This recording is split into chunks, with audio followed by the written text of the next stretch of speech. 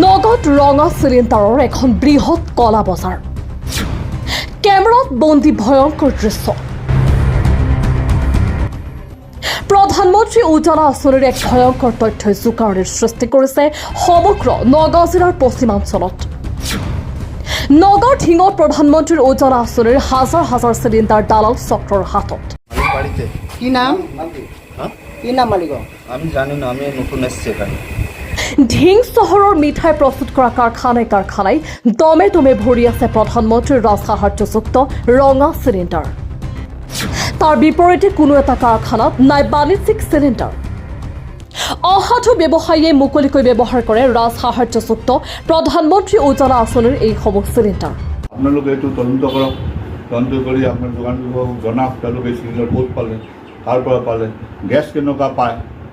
মই নিৰ্দ্বিধাৰে ক'ব পাৰিছোঁ।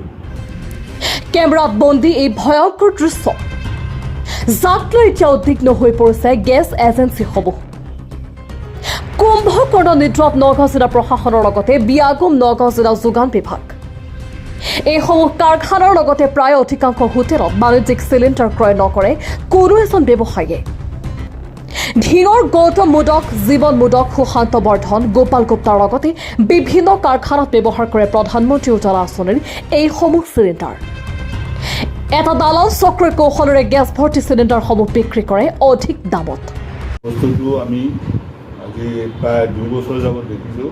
2 বছৰ নহয়, প্ৰায় এই উজ্জ্বলা আৰম্ভ হোৱাৰ পিছৰ পৰাই বস্তুটো আৰম্ভ হৈছে। উজ্জ্বলা চিলিণ্ডাৰবিলাক আমি দিলোঁ, এটা ঘৰত 3টা-4টাকৈ চিলিণ্ডাৰ পাইছে। তেওঁলোক যিহেতু জেনুইনমতে পাইছিলে, কিন্তু আমি গৈ ইনকুৱাৰী কৰি চালোঁ তেওঁলোকৰ ঘৰত চিলিণ্ডাৰ এটাই আছে, বাকী চিলিণ্ডাৰবিলাক তেওঁলোকে বিক্ৰী কৰি দিলে। এতিয়া আমাৰ তাত প্ৰায় 4,400 কনজিউমাৰ আছে, আজিলৈকে আপ টু ডেট কৰিব পৰা নাই। তেওঁলোকৰ না ফোন নম্বৰ আছে না একো আছে। যিবিলাক ফোন নম্বৰ দি আছে, ফোন কৰিলে তেওঁলোকে ৰিচিভ নকৰে। 4,400 কাষ্টমাৰৰ চিলিণ্ডাৰ আচলতে এইবিলাক চব বিক্ৰী কৰি দিলে বিভিন্ন জেগাত। এতিয়া বদল কি আমি কমাৰ্চিয়েল চিলিণ্ডাৰ IOC আমাক এনেকুৱা কৰি দিয়ে, প্ৰতিখন গাড়ীত 12খন চিলিণ্ডাৰকৈ দিয়ে। এই ঢিঙৰ নিচিনা জেগাত প্ৰায় 100 চিলিণ্ডাৰ মাহত আহে, কিন্তু আমাৰ তাত বিক্ৰী হয় 22টা বা 25টা। প্ৰতি মাহতে 70টা চিলিণ্ডাৰ বেছি হৈ থাকে। বহুত আমি চেষ্টা কৰিলোঁ, ঢিং টাউন কমিটিক আমি জনালোঁ, কেতিয়াবা জুই লাগিলে বিপদ হ'ব, তেওঁলোকে কৰিলে এইটো ৰেফাৰ কৰিলে ছাপ্লাই অফিচত। আমি ছাপ্লাই অফিচতো দৰখাস্ত দিলোঁ যে আপোনালোকে আহি ইনকুৱাৰী কৰক। ঢিঙত প্ৰতিখন দোকানতেই চব কমাৰ্চিয়েল চিলিণ্ডাৰ ব্যৱহাৰ নকৰি 14 কেজি চিলিণ্ডাৰ ব্যৱহাৰ কৰি আছে। আমি কিবা ক'লে আমাক উল্টা খেদি আহে, আমাৰ কি হৈছে। গতিকে আমি চিলিণ্ডাৰটো তাৰ ঘৰত দি থৈ আহিছোঁ কাষ্টমাৰৰ, আমাৰ ওচৰতে চাইকেল দি লৈ আহি হোটেলত বিক্ৰী কৰি দি আছে। ভাল মানুহ ঢিঙত এনেকুৱা আছে যে তাৰ অৱস্থা ভাল, অথচ চিলিণ্ডাৰ বিক্ৰী কৰি।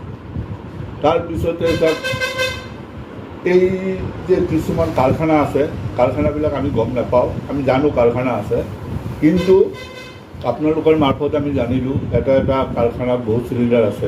তেওঁলোকে ক'ত পালে চিলিণ্ডাৰ, আমিও অবাক হৈছোঁ এইটো। আৰু এই চিলিণ্ডাৰবিলাকেই তেওঁলোকে ব্যৱহাৰ কৰিছে।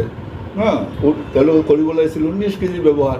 তেওঁলোকে যদি মাহত যদি 2টাও চিলিণ্ডাৰ লয়, প্ৰতিখন আমাৰ 118টা কাষ্টমাৰ আছে ঢিং টাউনত, 100টা চিলিণ্ডাৰ আমাৰ আৰামত বিক্ৰী হয়, কিন্তু ইয়াত 20টা-22টা বিক্ৰী হৈছে।